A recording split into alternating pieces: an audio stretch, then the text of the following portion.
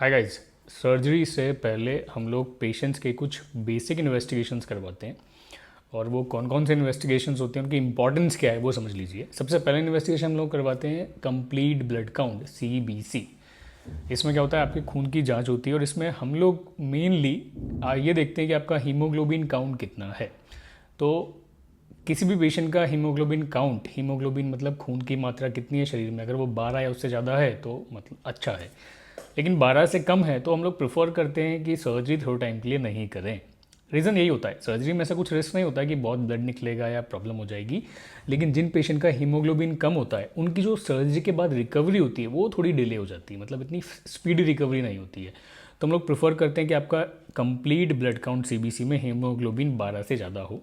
दूसरी चीज़ है इसके अंदर हम लोग देखते हैं आपका differential count, TLC and DLC। TLC मतलब कि आपके खून के अंदर WBCs कितनी है। तो जनरली हर पेशेंट जो भी सर्जरी के लिए आता है उसकी WBC नॉर्मल लिमिट में होती है, और इसको मैं यहाँ पे ज़्यादा एम्फेसिस नहीं कर रहा हूँ। सेकंड इन्वेस्टिगेशन हम लोग करवाते हैं liver function test, LFT। LFT आपको बताता है कि लीवर कितना अच्छा स्ट्रांगली काम कर रहा है। देखिए, सर्जरी में जो हम लोग दवाई आपको देते हैं, जैसे एंटीबायोटिक भी हो गई कई बार, या फिर कुछ ऐसी दवाई जो कि आपको सेडेशन करती है सर्जरी में, जो आप बेहोशी की दवाइयाँ देते हैं, और भी बहुत सी जो दवाई होती है, वो सब दवाइयाँ कुछ लीवर के थ्रू बाहर निकलती है, कुछ किडनी के थ्रू बाहर निकलती है। तो हमको किडनी और लीवर दोनों का फंक्शन देखना होता है कि वो कितना अच्छा कर रहा है। तो अगर आपका लीवर फंक्शन टेस्ट नॉर्मल है तो मतलब लीवर प्रॉपरली काम कर रहा है, और यही आपका जो सर्जरी के बाद की रिकवरी होती है उसमें काफ़ी मदद करता है। लीवर फंक्शन टेस्ट में जनरली हम लोग लीवर के एंजाइम्स देखते हैं कि आपके लीवर के एंजाइम जो LFT और AST ALT वगैरह सब नॉर्मल है या नहीं है। वो बड़े भी हुए हैं तो कितने बड़े हुए हैं, अगर थोड़े बहुत बड़े हुए तो चल जाता है, ज़्यादा बड़े हुए तो नहीं है। और दूसरा एल्ब्यूमिन लेवल चेक करते हैं। एल्ब्यूमिन लेवल आपके न्यूट्रिशन को बताता है, आपका न्यूट्रिशन कितना अच्छा है। तो जनरली एल्ब्यूमिन लेवल 3 से ऊपर होगा तो इट्स गुड। बर्न पेशेंट जो होते हैं ना, जले हुए पेशेंट जिनकी सर्जरी हम लोग करते हैं, उनमें एल्ब्यूमिन लेवल बहुत कम होता है, उनमें 2.52 ही होता है। तो उनके अंदर एल्ब्यूमिन को फिर इंप्रूव करना होता है। एल्ब्यूमिन को इंप्रूव करने के लिए बर्न पेशेंट के अंदर आप डाइट से कर सकते हैं या फिर एल्ब्यूमिन इंजेक्शन दे सकते हैं, लेकिन हमेशा डाइटरी मेजर को प्रेफरेंस देनी होती है।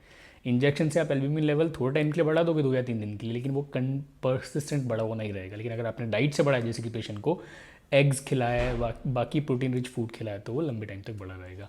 तो लीवर फंक्शन टेस्ट करवाते हैं हम लोग। इसके बाद में किडनी फंक्शन टेस्ट भी करवाते हैं। ये क्यों करवाते हैं मैंने आपको बता दिया है कि हम लोग को देखना होता है किडनी प्रॉपरली काम कर रही है या नहीं है। इसके अंदर हम लोग देखते हैं आपका क्रिएटिनिन लेवल कितना है। नॉर्मली ये 1.2 या उससे कम होता है।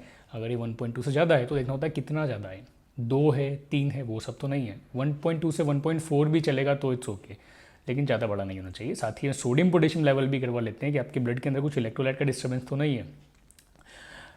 तो एक हो गया CBC, दूसरा हो गया LFT, तीसरा हो गया KFT या RFT, renal function test, kidney function test. एक रैंडम ब्लड शुगर भी करवा लेते हैं, क्योंकि बहुत से पेशेंट जो लाइपोसक्शन करवाने आते हैं वो ओवरवेट होते हैं, और ओवरवेट पेशेंट्स के अंदर कई बार चांस होती है कि उनके अंदर शायद अनकंट्रोल्ड शुगर या डायबिटीज़ ऐसा हो जो कि पता नहीं हो। तो हम लोग रैंडम ब्लड शुगर करवा लेते हैं। रैंडम ब्लड शुगर का लेवल अगर आपका नॉर्मल रेंज जो आपको रिपोर्ट में लिखी होती है 120 150 के आसपास होनी चाहिए, अगर वैसा है random blood sugar. Random blood sugar मतलब आपने चाय वाय पिए, उससे फ़र्क नहीं पड़ता है, आप कभी भी उसको करवा सकते हैं, रात में दिन में कभी भी सैंपल देके करवा सकते हैं। तो एक रैंडम ब्लड शुगर हो जाता है। और फिर इसके बाद आता है HIV का और HB हेपेटाइटिस का टेस्ट। हेपेटाइटिस या आप HHH एंटीजन का टेस्ट बोलिए इसको, जिसमें क्या होता है, H मतलब HIV, H मतलब हेपेटाइटिस B और H मतलब हेपेटाइटिस C। तो ये टेस्ट आपको करवाना होता है। आप HHH बोलेंगे, कोई भी लेवल आकर के दे देगा। ये इसलिए करवाते हैं कि अगर पेशेंट को ऐसा इन्फेक्शन है तो सर्जरी फिर भी होती है, लेकिन एज ए डॉक्टर हम लोगों को एक्स्ट्रा प्रिकॉशन लेनी होती है कि कहीं सर्जरी करते टाइम पे हम लोगों को चुभ नहीं जाए, निडल विडल चुभ नहीं जाए। तो सर्जरी हम लोगों को प्रोटेक्टिव किट्स पहन के करनी पड़ेगी। जैसे PP किट होता है ना, वैसा ही प्रोटेक्टिव किट्स आता है सर्जरी में, तो वो पहन के हमको सर्जरी करनी पड़ती है। बट मैंने करा हुआ है, मैंने हेपेटाइटिस B वाले पेशेंट्स की भी सर्जरी करी हुई है। HIV वाले पेशेंट की प्राइवेट प्रैक्टिस करने के स्टार्ट करने टाइम पे नहीं करी है, बट जब मैं BMC हॉस्पिटल्स में था तो हम लोग HIV पॉजिटिव पेशेंट्स की, और उससे पहले जब मैं उससे पुराने वाले सर्जरी वाले हॉस्पिटल में था, जनरल सर्जन था, तो उससे पहले भी हम लोगों ने काफ़ी HIV पॉजिटिव पेशेंट की सर्जरी करी। क्योंकि गवर्नमेंट हॉस्पिटल में आप डिनाई नहीं कर सकते, आपको सारे केसेस करने होते हैं, लेकिन प्राइवेट हॉस्पिटल में पब्लिक डिनाई कर देती है। बट मेरे पास अभी तक HIV पॉजिटिव पेशेंट नहीं आया है, आएगा तो लेट्स सी। तो हम लोग ये टेस्ट भी करवाते हैं। तो बेसिकली आपका CBC हो गया, LFT हो गया, किडनी फंक्शन या रीनल फंक्शन KFT और RFT हो गया, HHH हो गया, और आपका रैंडम ब्लड शुगर हो गया। ये टेस्ट करवा लीजिए। अगर ये सब नॉर्मल है तो आप टोटली फिट है सर्जरी के लिए। सर्जरी के लिए हम लोग बोल देते हैं पेशेंट को कि इतने घंटे भूखे रहना है। जनरली हम लोग बोलते हैं कि सॉलिड प्रोडक्ट आपको 5 घंटे नहीं लेना है और लिक्विड 3 घंटे नहीं लेना है। मतलब सर्जरी का टाइम आपकी दोपहर को 2 बजे डिसाइड हुआ है, तो सॉलिड जो है वो आपको सुबह 9 बजे के बाद से नहीं लेना है, जैसे कि दाल हो गया, चावल हो गया, रोटी हो गई, टोस्ट हो गया, सॉलिड प्रोडक्ट नहीं लेना है 10 बजे के बाद से। और पानी जो है वो आपको 3 घंटे बाद से नहीं लेना है, मतलब कि 2 बजे से 3 घंटे पहले, मतलब 11 बजे के बाद 11 बजे तक पानी पी लो या चाय P low, juice P low, उसके बाद नहीं लेना है। क्यों? क्योंकि जब आप कुछ खा लेते हैं तो वो आपका जो पेट के अंदर कंटेंट होता है, वो जब आप सर्जरी करते हैं, हम लोग आपको बेहोश करते हैं, तो वो कंटेंट वहाँ पेट से निकल कर लंग्स के अंदर जा सकता है, और जो कि कॉम्प्लिकेशन की उस लिस्ट में आता है। डॉक्टर के लिए कॉम्प्लिकेशन, लेकिन पेशेंट की बैंड बच जाती है। तो ध्यान रखिए, इसको हम लोग एस्पिरेशंस कहते हैं। तो एस्पिरेशन को अवॉइड करने के लिए हम लोग पेशेंट को बोलते हैं कि आप भूखा रहिए।